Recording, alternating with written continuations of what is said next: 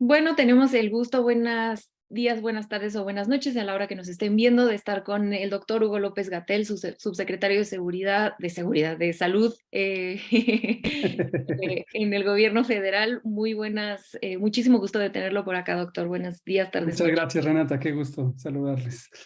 Bueno, nos gustaría empezar, a mí me gustaría empezar preguntándole esta intersección o qué significa la soberanía, que es un tema que ha sido muy importante para la cuarta transformación en materia energética, en materia de seguridad pública, con el gobierno estadounidense, por ejemplo.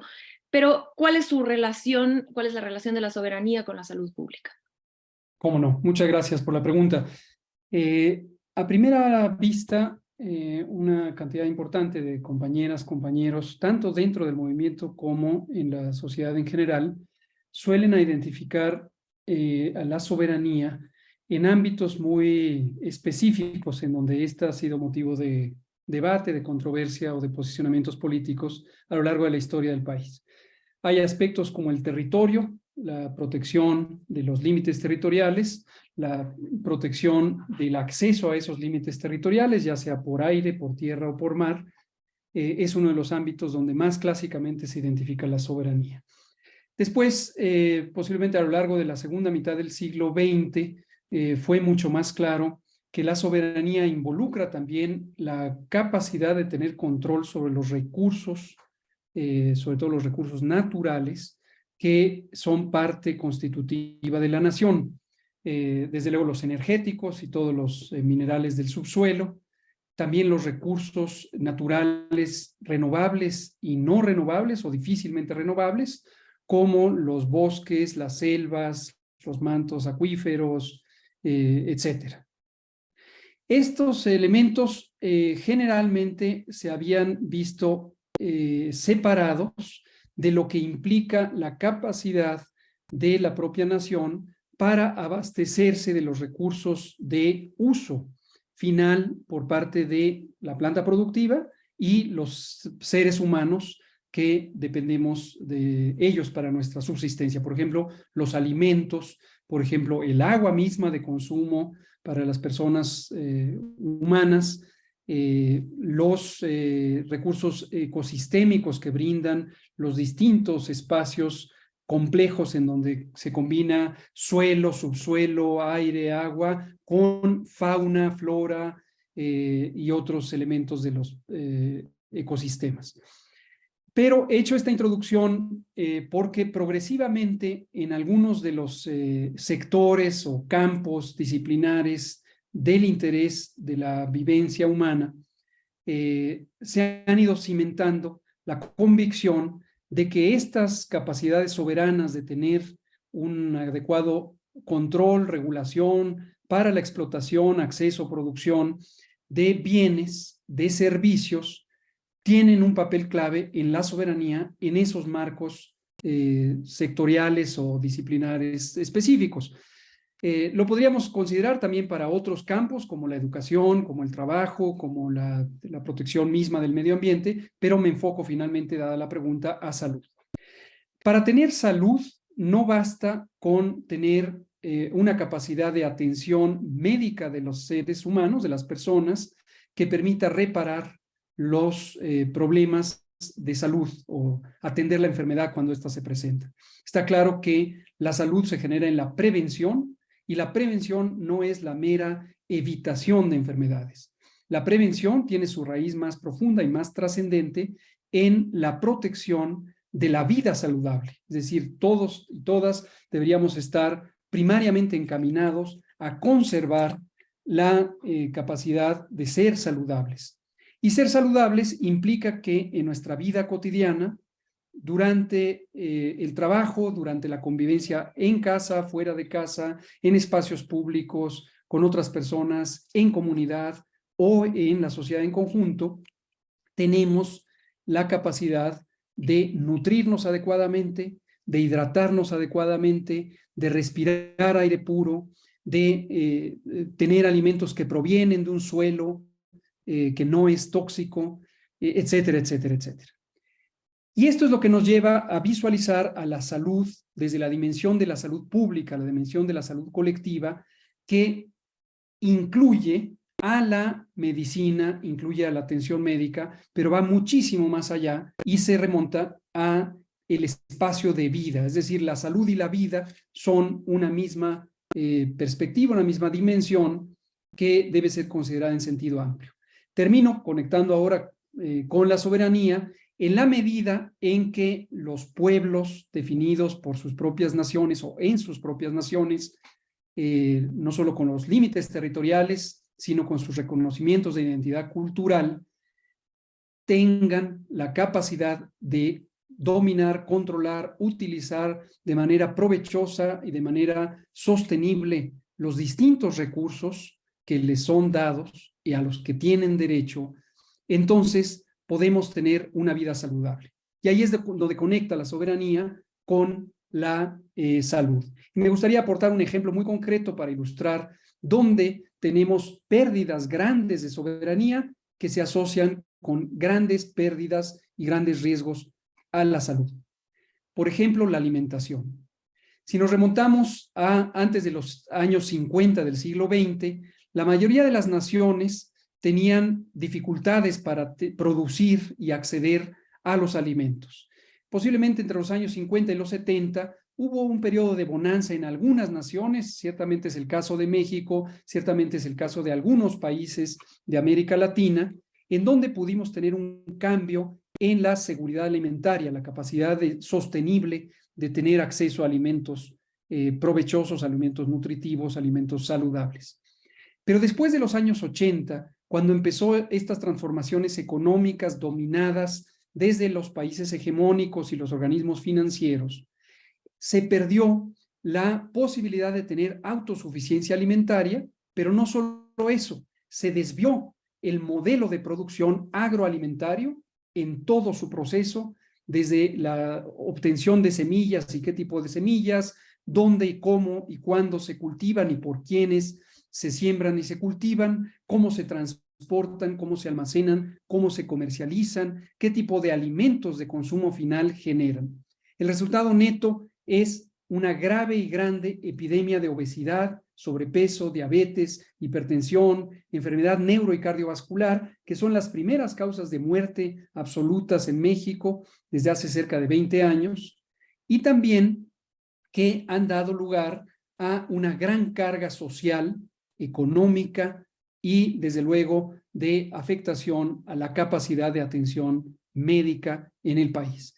¿Por qué tenemos este modelo agroalimentario? Porque tenemos una imposición por parte de un modelo económico global, del capitalismo global, que nos ata a adoptar, dado además la renuncia a la defensa de la soberanía por parte de los gobiernos respectivos durante ese tiempo, desde 1984 hasta 2012, entonces no se pusieron límites a ese modelo de agroalimentario y vivimos las consecuencias. Entonces ahí está una conexión muy clara entre pérdida de la soberanía y daño a la salud, que si lo queremos ver positivamente, podríamos revertirlo teniendo una defensa de soberanía, teniendo una orientación para transformar nuestro sistema agroalimentario y desde luego mejorar nuestra salud, la protección de los ecosistemas y en general nuestro medio ambiente que incluye a los seres humanos.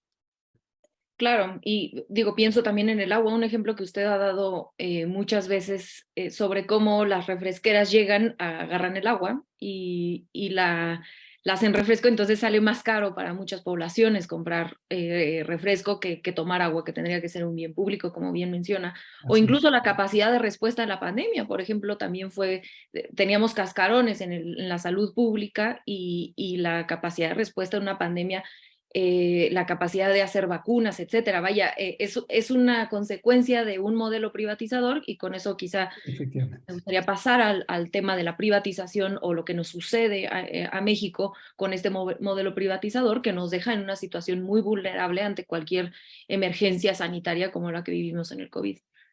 Así es, coincido con eso y es otro excelente ejemplo y que además creo que a todas las personas que en su momento reflexionen sobre esto, les hará mucho sentido, dado que todas las personas del planeta sufrimos la pandemia de COVID. Los países de las economías llamadas periféricas o dependientes, es decir, no los centros económicos del poder, que son los países hegemónicos, Europa Occidental, Estados Unidos, Canadá, Japón y algunos pocos otros.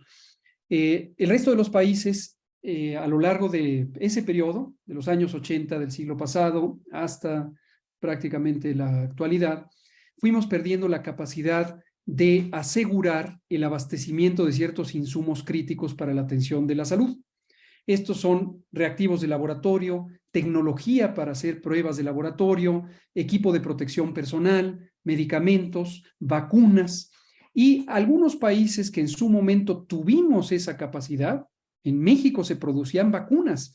México tiene una empresa paraestatal, una empresa prácticamente 100% pública que se llama Birmex, Biológicos y Reactivos de México, que producía vacunas para ser autosuficiente en su esquema básico de vacunas. Y eventualmente tendría la capacidad de producción, todavía la tiene, para generar nuevas vacunas. Desde luego tenemos una capacidad científica y de innovación tecnológica que también, apropiadamente articulada y estimulada, con un sentido público del deber, nos permitiría también tener esa generación de vacunas. Pero eso se fue erosionando, no accidentalmente, sino deliberadamente, por las presiones corporativas, monopólicas o oligopólicas de la industria farmacéutica global, también por los gobiernos cómplices. Prácticamente todos los gobiernos, desde Zedillo, Fox, Calderón, Peña Nieto, se encargaron deliberadamente de destruir a esa empresa, reducirle su presupuesto de gasto corriente, limitar su capacidad de operación, excluirla del abastecimiento rutinario al Sistema Nacional de Salud, etcétera, etcétera. Y obviamente actos rapaces de corrupción, contratos a modo con empresas farmacéuticas francesas y de otras nacionalidades. Llega la pandemia y obviamente no tenemos la capacidad de producir vacunas o de producir estos insumos de protección personal que habían sido acaparados por los grandes centros del poder económico del país y que pertenecían y siguen perteneciendo a empresas farmacéuticas y de insumos de la salud que son transnacionales. Esa es una muestra clara cómo la pérdida de la soberanía nos lleva a grandes y graves riesgos en momentos también agudos como una pandemia.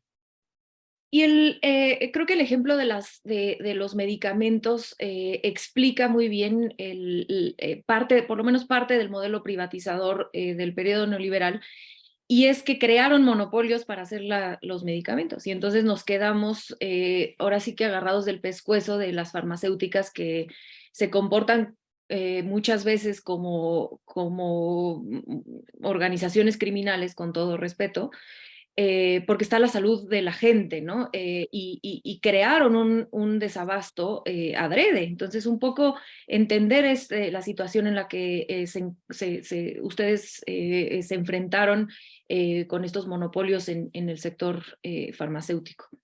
Definitivamente, también eso es ilustrativo de cómo la corrupción y la privatización son dos expresiones de un mismo fenómeno de concentración de la riqueza, de acaparamiento e invasión de aquello que es constitutivamente el espacio público, los bienes públicos, los derechos sociales, los derechos individuales también en la tutela del gobierno. Y cómo durante los sexenios donde privó la doctrina neoliberal se fueron expropiando esos bienes públicos y también restringiendo esos derechos individuales y sociales.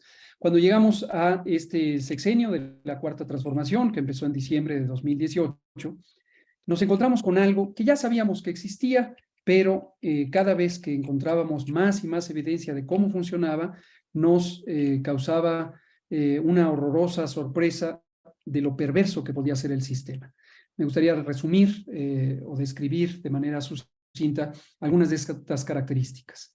El mercado, el tamaño de la operación económica de los insumos para la salud, considerando fármacos, vacunas, reactivos, equipos de protección personal, diversos insumos de material de curación, equipamiento para el diagnóstico y para la terapéutica.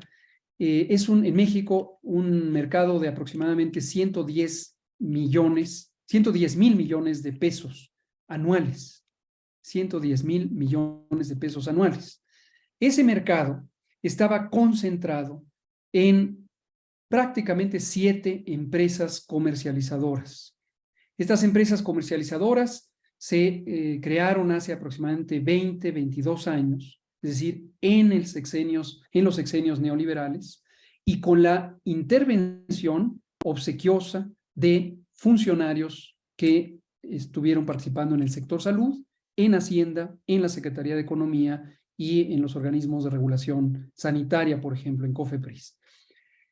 Y la manera en que lo hicieron fue que empezaron a privilegiar contratos, estaban haciendo concursos de licitación a modo, con dedicatorias específicas para involucrar a empresas propiedad de sus amigos, o en algunos casos los propios funcionarios eran accionistas, coparticipantes de la propiedad de estas empresas. Y además hicieron un proceso de desregulación sesgado, deliberadamente orientado a proteger un mercado nacional o un empresariado nacional que desplazara tanto a los pequeños y medianos empresarios nacionales como compitiera de manera favorable contra las empresas globales. Y finalmente estas 7, y de hecho de forma práctica eran 4 empresas las que concentraban 70-80% de esos 110.000 millones de pesos anuales, tenían una figura de los llamados servicios integrales, es decir, se encargaban de la logística de transporte de los insumos, de su almacenamiento, que a veces requiere condiciones especializadas de refrigeración o de organización. También tenían la propiedad de los registros sanitarios, es decir, la licencia de ley que les permite comercializar estos insumos estaba a nombre de estas empresas intermediarias, la representación legal, la exploración de mercados, la negociación con las autoridades sanitarias federal y de las 32 entidades federativas, la publicidad, etc. Es decir, aunque existen en México cerca de 1.400 empresas farmacéuticas, donde hay 10 o 12 empresas globales grandes, luego otras 10 o 12 empresas nacionales con larga huella y que son medianas, tienen más o menos 85, 90 años de existencia, y luego un portafolio muy amplio de empresas más pequeñas, hasta llegar a empresas muy chiquitas que a lo mejor fabrican una tableta para un mercado local. Pero a pesar de que existen 1.400 empresas, todas tenían que pasar para obtener acceso al mercado público, que sin duda es el más grande, cerca del 80-90% de la venta de insumos se le venden al gobierno, tenían que pasar por estas 4 empresas, porque había cartas de exclusividad que en condiciones leoninas, estas empresas medianas, grandes y pequeñas se vieron obligadas a firmar. Es decir, una empresa no podía venderle directamente al gobierno, sino que tenía que venderle a estos intermediarios que especulaban con todo esto. Finalmente, para el gobierno es adverso porque tiene un oligopolio y obviamente tiene sobreprecios, entregas imperfectas, a destiempo o inadecuadas o limitadas. No puede hacer concursos de competitividad económica, que se supone que era el mantra de los gobiernos neoliberales, porque está tomado por estas camarillas de pequeño grupo. Y para el sector privado y en general para la economía del país también es muy adverso, porque al no haber competencia también se inhibe la calidad, también se inhibe la transparencia, también se inhibe la estimulación económica para crear empleos, para crear riqueza, etcétera, etcétera. Es decir, es muy claro que el discurso neoliberal además está plagado de hipocresía, porque en la práctica todo esto, estas supuestas beneficios que tiene el capitalismo, la economía del mercado, tampoco se expresan cuando este está controlado por cuotas y para los cuates. Entonces, nosotros iniciamos, con esto termino, describiendo qué hemos hecho en este sexenio de la transformación a partir de 2019. tuvimos la fortuna de que el presidente López Obrador tomó una acertadísima decisión de concentrar los procesos de compra y tuvimos también la fortuna de tener una persona maravillosa al frente de este proceso, la hoy secretaria de Economía, Raquel Buenrostro, que en ese momento era la oficial mayor de la Secretaría de Hacienda. Ella hizo una lista de cuáles eran las compras gubernamentales, se dio cuenta de que era una lista enorme, pero priorizó aquellas compras que eran más relevantes por su importancia social o por su importancia económica.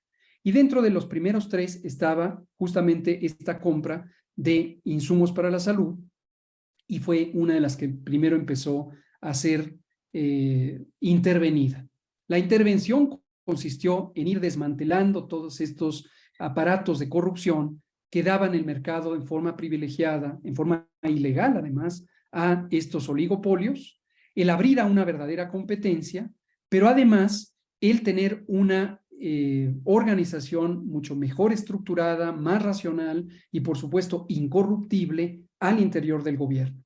Y esto nos llevó a descubrir o inventar una mecánica que le hemos llamado la triple optimización de la procuración de insumos para la salud, que consiste básicamente en tres fases.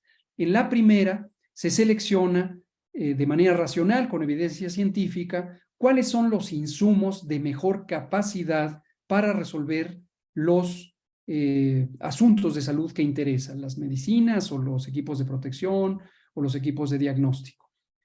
Esto desde una perspectiva individual, es decir, interesa que un individuo a la vez se beneficie lo mejor posible de estos productos. Esto irremediablemente deja una lista de productos que son en mayoría de patente, que son caros, que tienen una proveeduría limitada. Pero ojo, ahí no acaba, ahí solo empieza la triple optimización. Después pasa por una segunda fase, que necesariamente tienen que estar compartimentalizadas, que le llamamos la fase de optimización social o bien optimización de salud pública. Ahí lo que se busca es que la mayoría de las personas, cuando se puede todas, se beneficien de los productos seleccionados en la lista 1 de optimización individual.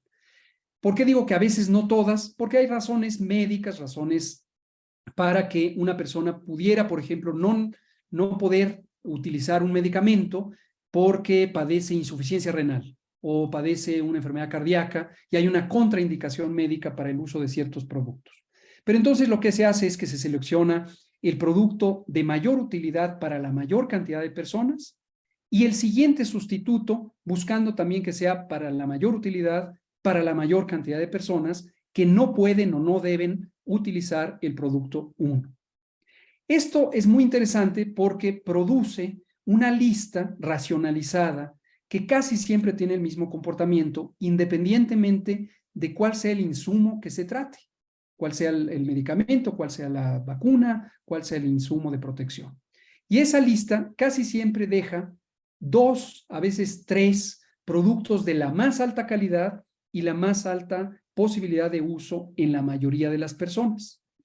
Estos productos que están hasta arriba de la lista son lo que le llamamos competidores naturales o competidores evidentes. Y lo que ocurría en sexenios previos es que nunca los ponían a competir en favor del interés público, del interés del Estado.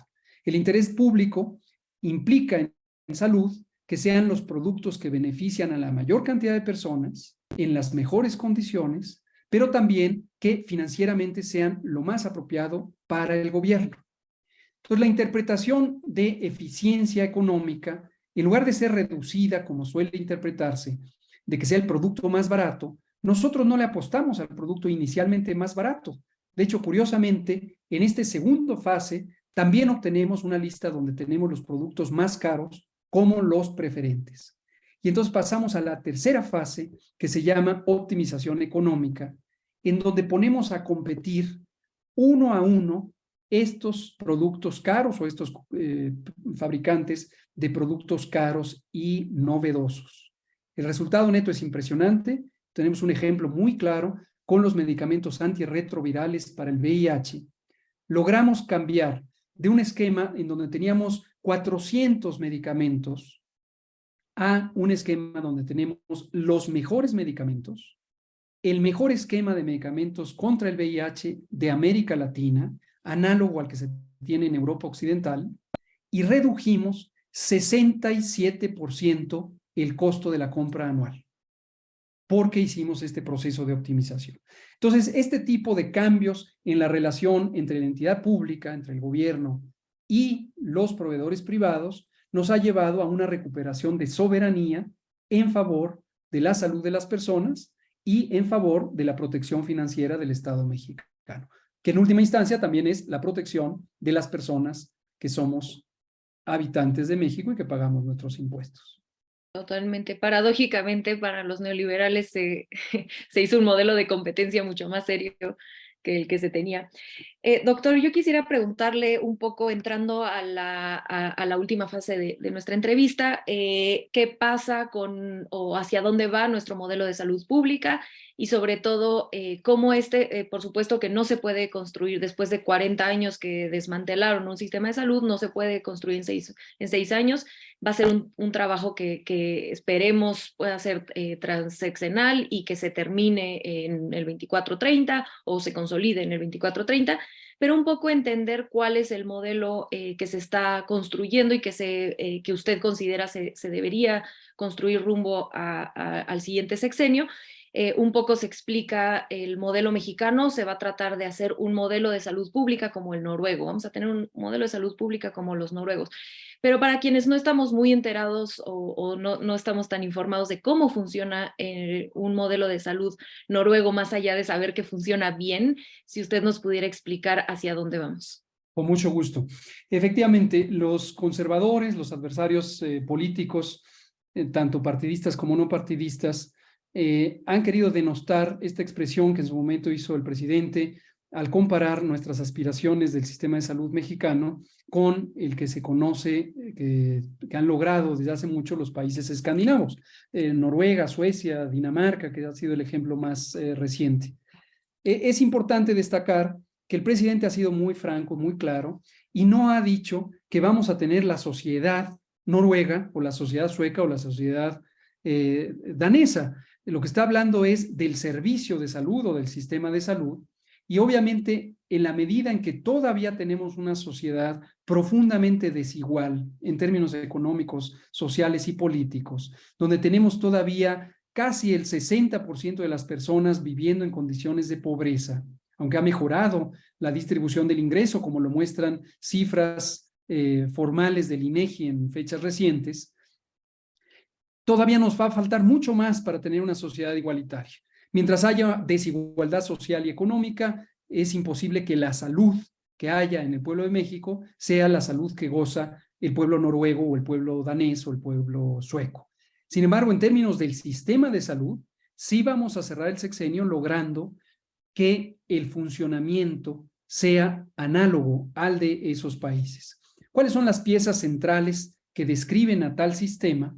Se tratan de sistemas de acceso universal en los que no se necesita tener una asignación de derechos relacionada con el empleo.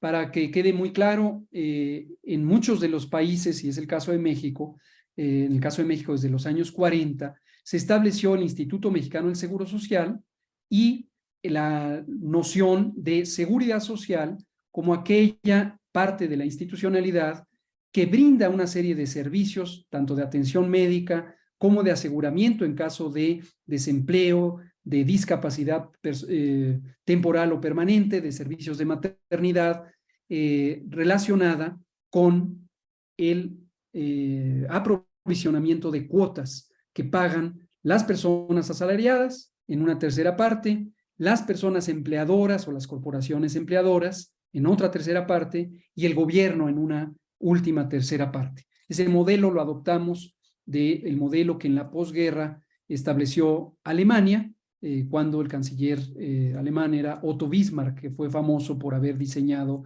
este sistema de aseguramiento y que es el mismo que ha seguido prácticamente toda América Latina. Este sistema, desde luego, tiene una enorme y fundamental limitación, que es cuando no existe empleo pleno, es decir, hay una proporción de personas que son desempleadas o que son subempleadas y aunque tengan trabajo, no tienen un trabajo que tenga las formalidades jurídicas y económicas, que eso incluye que la persona contratante pague sus cuotas a la institución proveedora de seguridad social. Cuando eso ocurre, entonces tenemos segmentos de la población que no tienen acceso a esos servicios de la seguridad social, incluida la atención médica preventiva, curativa y de rehabilitación. En el caso mexicano tenemos más de la mitad de la población sin seguridad social. Y esa población, desde muchas décadas atrás, no tienen los servicios sociales ni los servicios de atención de salud individual, familiar y colectiva que goza la población que sí es afiliada a la seguridad social. Desde luego, solo para dejarlo claro, algunas variantes de este modelo de seguridad social en México incluyen la seguridad social para los trabajadores del Estado a cargo del ISSSTE y de 28 entidades estatales que tienen funciones semejantes, los servicios médicos de Pemex o las Fuerzas Armadas que también tienen su propio sistema de seguridad social. Ahora, en algún momento, durante los años 60, 50, 60, 70, se quiso apostar mayormente a la seguridad social como el mecanismo para lograr la cobertura de servicios de salud y de seguridad social. Pero el límite siguió siendo la realidad económica. Y cuando entramos a la década de los 80 y los 90 y todo lo que va del siglo XXI, la situación se puso todavía peor, porque el desempleo creció, porque la precarización del empleo propia de la reestructuración neoliberal llevó aún a mayor cantidad de personas a alejarse de servicios de seguridad social que alguna vez pudieron aspirar o que alguna vez tuvieron. En los inicios del siglo XXI, en América Latina, incluido México, el Banco Mundial y el Banco Interamericano de Desarrollo y la Organización Mundial de la Salud impulsaron un modelo que se llamó protección social en salud, que en México fue constituido jurídicamente como un régimen en la Ley General de Salud, en el sexenio de Fox y con la gestión del doctor Julio Frenk, que es un ideólogo de este modelo, y en forma práctica se funcionaba a través de una institución que se llamó Comisión de Protección Social en Salud, conocida como Seguro Popular. Quisieron hacer un símil de la seguridad social con un esquema un poco fantasmal en donde se suponía que las personas darían una contribución monetaria, también las entidades federativas, los gobiernos de las entidades federativas darían otra contribución monetaria y finalmente el gobierno federal otra contribución monetaria. Es decir, esta idea de los modelos tripartita lo quisieron replicar, pero fue fantasmal porque estaba basado en una gran falacia, que es que la capacidad de pago de las personas podía hacer sostenible al sistema. A fin de cuentas, en lo que resultó es que se logró subsidiar al 100% a las personas que están en las condiciones de menor ingresos. Lo organizaron por deciles de ingreso en la población mexicana. Las personas de los dos primeros deciles, es decir, las personas más pobres, se les subsidió al 100%. Cuando se llegó al decil 3 y el 4, se encontraron con un segmento de la clase media subempleada, que vive también en condiciones importantes de precariedad, y esas personas ya no tuvieron interés en pagar la cuota, entre otras razones porque nunca creció la capacidad real de proveer de servicios.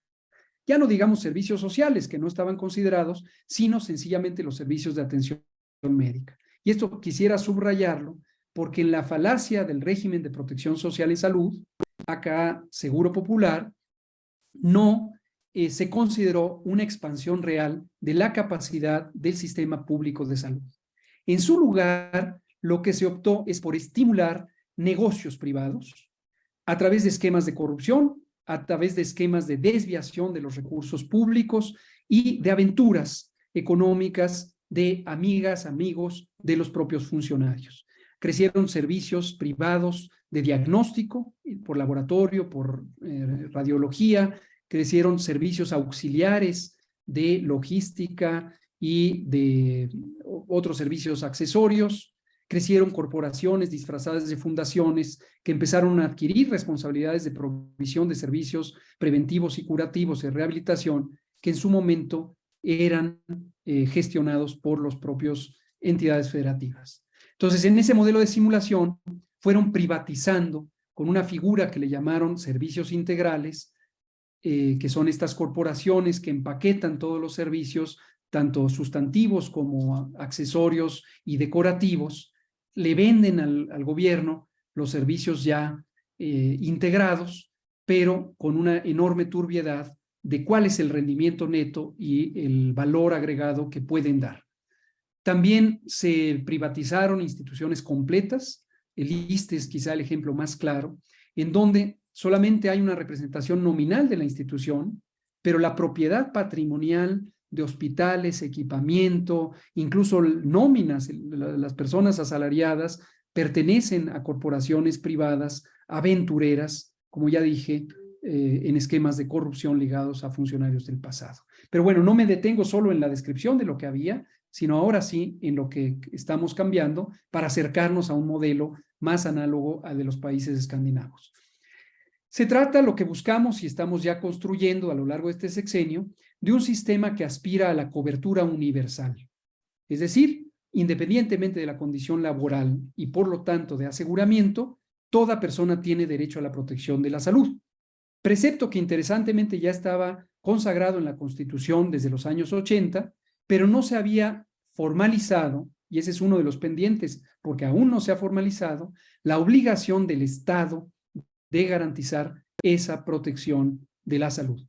Hoy día, con base en la Constitución, con base en la Ley General de Salud, que también proviene de 1984, lo que se puede es aspirar a que todo mundo tenga el derecho, pero no se estipula quién lo garantizará. Y falta consagrar que lo garantizará el Estado. Por lo tanto, la segunda característica, después de que el servicio es universal, es que sea público. Subrayo, público, público. Todavía hay personas que empiezan a formular hipótesis sobre posibles programas de gobierno para la siguiente administración, 2024-2030, y dejan en la nebulosa que el sistema podría ser privado. Y se empieza a estimular la noción de que podría haber asociaciones público-privadas, subrogación de servicios, etc. Si eso ocurre, seguiremos yendo en reversa, adentrándonos a el vientre oscuro del neoliberalismo. Tenemos que ir a un sistema preeminentemente público que garantice que el Estado sea el proveedor fundamental de los servicios. Así es Dinamarca, así es Noruega, así es Suecia. Para dar un dato ilustrativo, hoy tenemos 25%, una cuarta parte de las consultas ambulatorias que se dan a lo largo de un año, se dan en consultorios adyacentes a farmacias. Estos consultorios fueron un fraude, han sido y siguen siendo un fraude que se estimuló de los años 90 en adelante con el neoliberalismo. Y particularmente del año 2007 u 2008 hasta la fecha. Estos consultorios tienen una calidad dudosa, trabajan en un régimen de franca explotación laboral y es claramente ilegal del personal de salud que allí despacha, y tienen un esquema perverso de incentivos para que estas médicas y médicos mal pagados y explotados, sin garantías de seguridad social en su empleo ni de estabilidad, tengan como incentivo recetar los medicamentos que venden las propias corporaciones farmacéuticas dueñas de estos servicios. Y la calidad es ínfima y es incluso peligrosa en la medida en que se abusa de medicamentos tales como antibióticos, esteroides, antiinflamatorios y muchos otros. Regreso a la parte constructiva, ya dijimos universal, preeminentemente público, y también queremos que sea gratuito, gratuito para la persona usuaria. Es obvio que el sistema cuesta y que tiene que ser mantenido, pero entonces está ligado la capacidad de tener un sistema de esta naturaleza con la asignación apropiada de recursos presupuestales. No se trata y no es deseable que se le pida a la persona que dé cuotas de recuperación, como están establecidas todavía en la ley de salud, o cuotas de prepago, como era el régimen de protección social en salud, conocido como Seguro Popular. Se trata de que la persona pueda ir a que le pongan una bendita a que le den una revisión general o a que le hagan una cirugía de trasplante de corazón y cualquier punto intermedio y no pague un solo centavo en el punto de servicio. Desaparezcan las cajas de hospitales y centros de salud porque son innecesarias. Esto requeriría, desde luego, que existiera un fondo general financiado con los impuestos que permitiera que se paguen los costos de funcionamiento y expansión de los servicios de salud. Y una cuarta característica que también es muy constitutiva de los sistemas escandinavos es la integralidad, un sistema integral de salud. Eso en México tiene una urgencia y hemos avanzado en este sexenio en algunos tramos. Esto quiere decir que el sistema contempla a la persona humana en su totalidad y no la fragmenta por especialidades médicas. No la fragmenta en modelos de atención, no la fragmenta en unidades de atención, hospital de cardiología versus hospital de neumología versus hospital de neurología, sino que, o la salud mental con la salud física, sino que le da un carácter integral a la persona. Pero más importante quizá, considera todo el espectro de la salud del individuo y la salud de la colectividad. Y esto lo que requiere es servicios de salud colectiva, también conocidos como de salud pública, que son principalmente preventivos, pero no exclusivamente preventivos, que atienden a la colectividad en su conjunto. Por ejemplo, el control de epidemias, la vigilancia epidemiológica, la promoción de la salud, la regulación sanitaria, los programas de salud reproductiva, los programas de control de enfermedades infecciosas, los programas de control y prevención de enfermedades crónicas no transmisibles, las políticas públicas necesarias para garantizar ambientes saludables, alimentación saludable, una adecuada salud en el trabajo, una salud mental, que sea parte de la vida cotidiana en la medida en que escuelas, centros de trabajo, espacios públicos tengan la infraestructura y los servicios apropiados para una vida saludable en la esfera biológica, psicológica y social. Esa es la perspectiva de un modelo.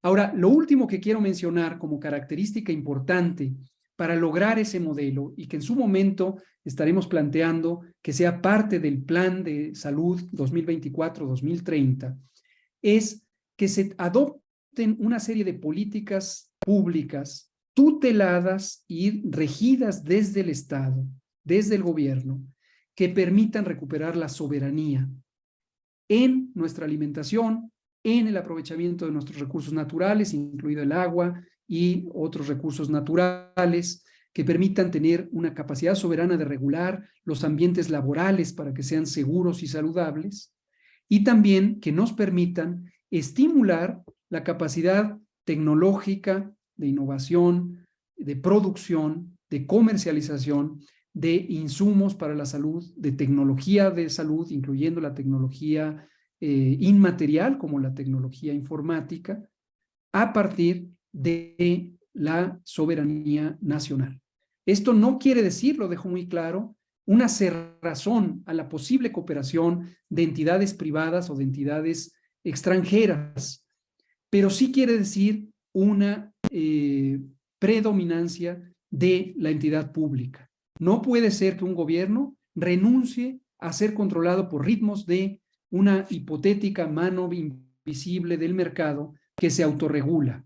El capitalismo ha propagado la idea de que los mercados se autorregulan, pero la prueba histórica es que la iniciativa privada, dejada a su suerte, acaba convirtiéndose en monopolios, acaba corrompiendo al Estado y corrompiéndose a sí misma, corrompiendo a la sociedad y destruyendo los sistemas que consideran la integralidad de la sociedad y de los individuos en detrimento de estos, y eso no lo vamos a permitir. Doctor, pues agradecerle a nombre de todo el equipo de Sentido Común y yo, por supuesto, por su tiempo, su explicación y su servicio público. Muchísimas gracias. Muchas gracias, Renata. Estoy a la orden y es un gusto estar con ustedes. Igualmente para usted. Hasta luego.